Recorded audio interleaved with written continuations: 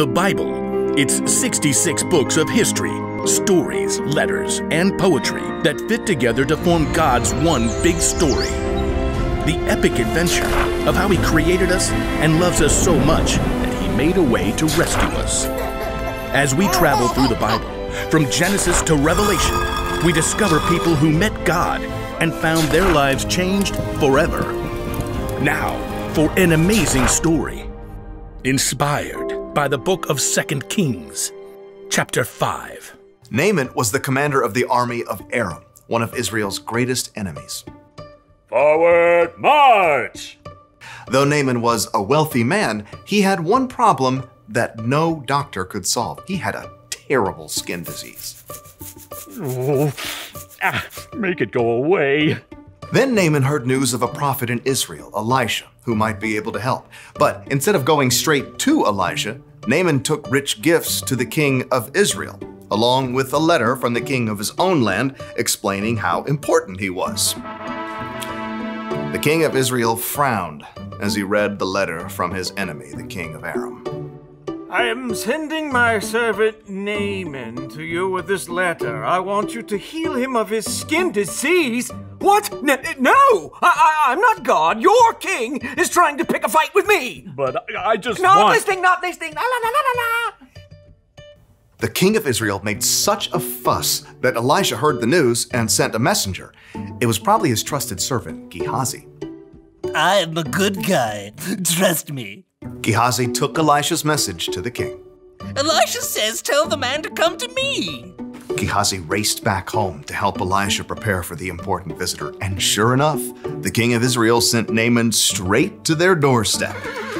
Gehazi peeked out the window. Look how low the chariot is riding.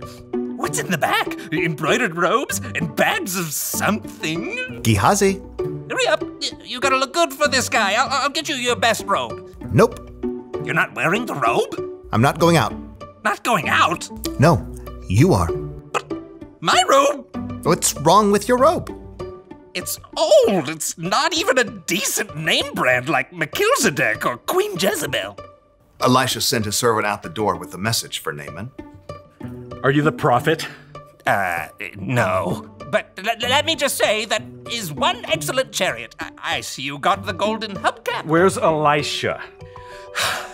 He says, go, wash yourself in the Jordan River 7 times.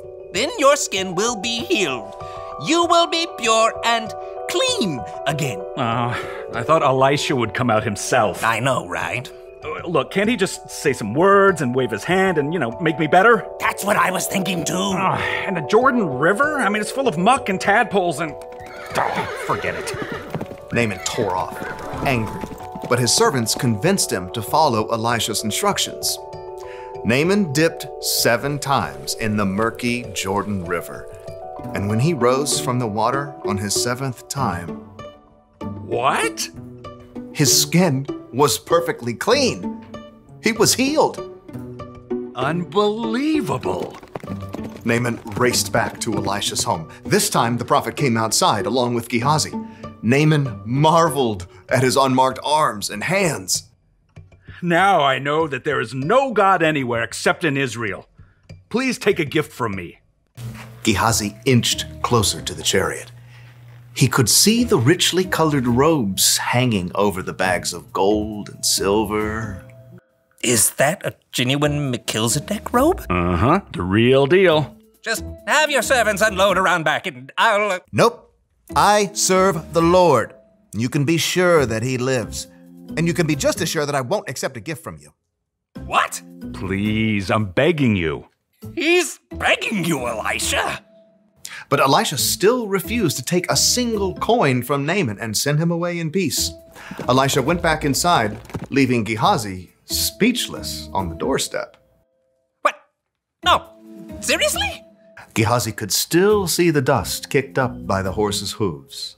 Elisha should have taken something. If he didn't want it, he could have just given it to me.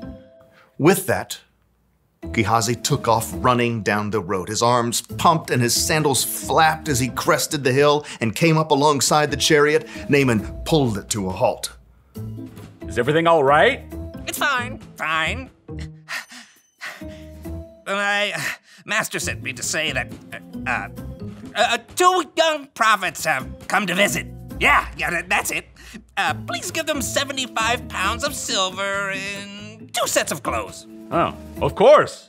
Take twice as much. Naaman's servants carried the heavy bags of silver and clothing back up the road, but as they approached Elisha's house... Hey, thanks. I got it from here. Straining beneath the weight of his heavy load, Gehazi snuck inside and stashed the clothing and silver in his room. Then he hurried back out and strolled through the front door.